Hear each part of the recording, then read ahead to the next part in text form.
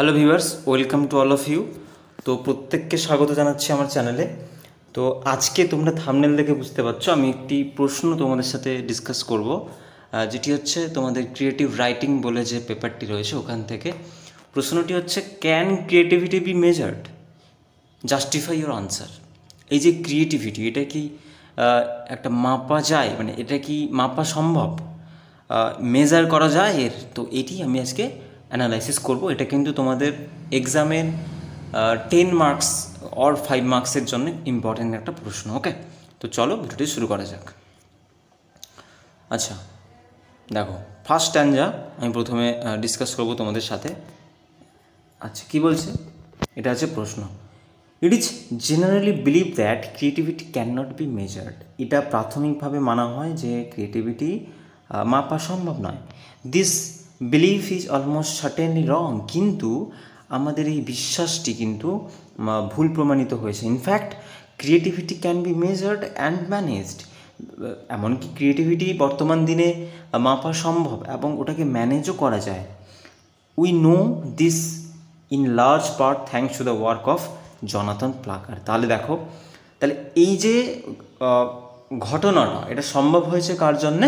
Jonathan plucker নামের একজন ব্যক্তি, যিনি কিনা একজন সাইকোলজিস্ট ছিলেন। কোথাকার?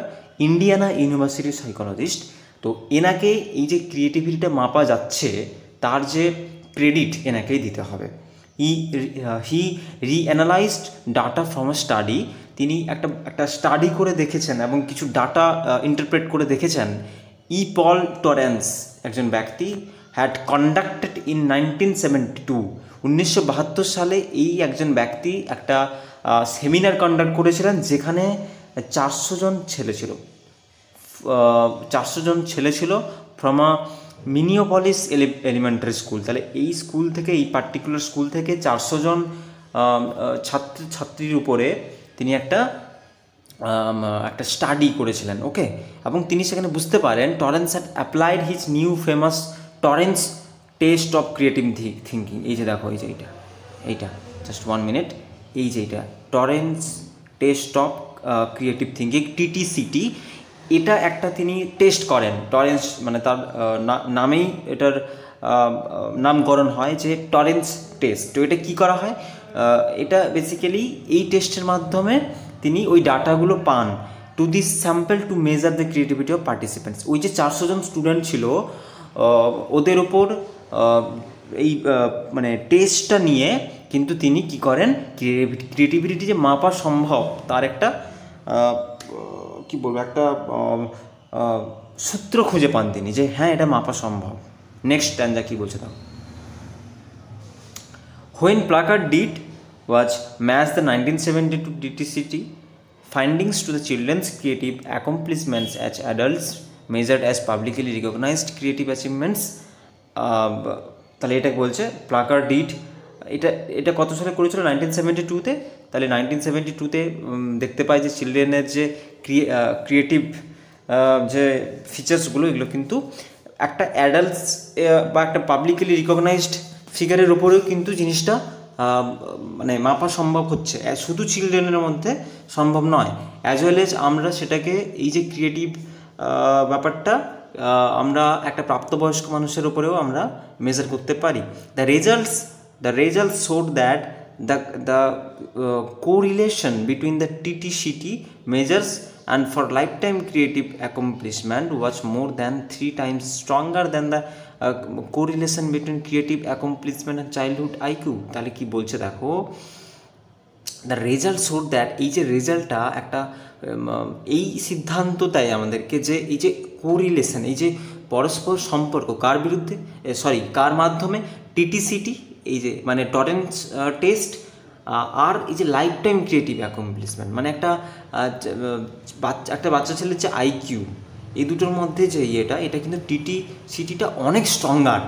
একটা চাইল্ডহুড, একটা শৈশবের যে IQ একজনের, তার থেকে অনেক গুণে বেটার, কিন্তু মানে স্ট্রঙ্গার বলতে পারো TTCT, মানে এই যে টরেন্স টেস্টটা, যেটার more powerful. Okay, 3 main ways of measuring creativity have been proposed.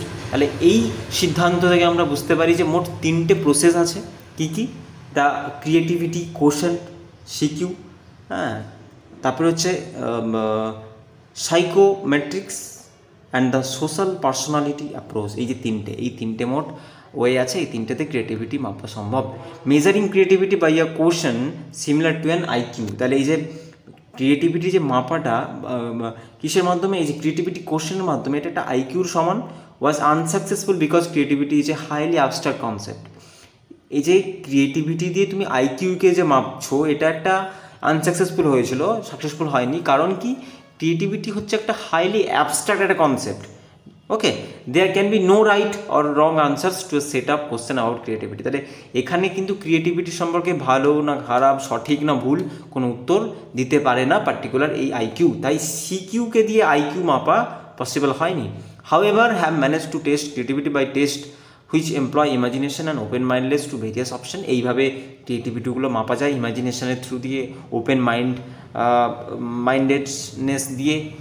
Such test, এই ধরনের টেস্টগুলো নোন অ্যাজ কী নামে পরিচিত, divergence test, considered the uniqueness of our response and how people understand different concepts instead of asking for a single right answer.